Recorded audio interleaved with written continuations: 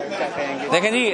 ایک تو یہ بالکل غیر سیاسی الیکشن ہے، اور جو تاجروں کا جو پلیٹ فارم ہوتا ہے اس کا جو موٹیو ہونا چاہیے وہ پیورلی اپنی تاجر برادری کے مفاد میں ہونا چاہیے. اور میں چاہوں گا بھی کہ یہ بالکل نان پولیٹیسائز رہے، اور جو بھی لوگ آج الیکٹ ہو کے آئے ہیں وہ صرف اور صرف ان کا ایک موٹیو ہو کہ وہ اس ملک میں ٹریڈ کی بہتری کے لیے، تاجر کی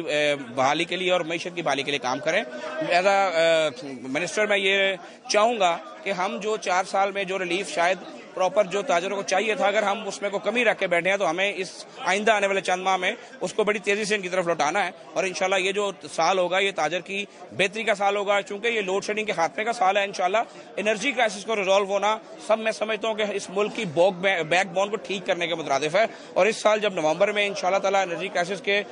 خاتمے کا اعلان ہوگا تو تاجر کی خوشی کا اعلان ہوگا. تو اس موقع پہ آپ تاجروں کو کیا میسج دینا چاہتے ہیں؟ دیکھیں، میں تاجروں کو یہ میسج دینا چاہتا ہوں جی کہ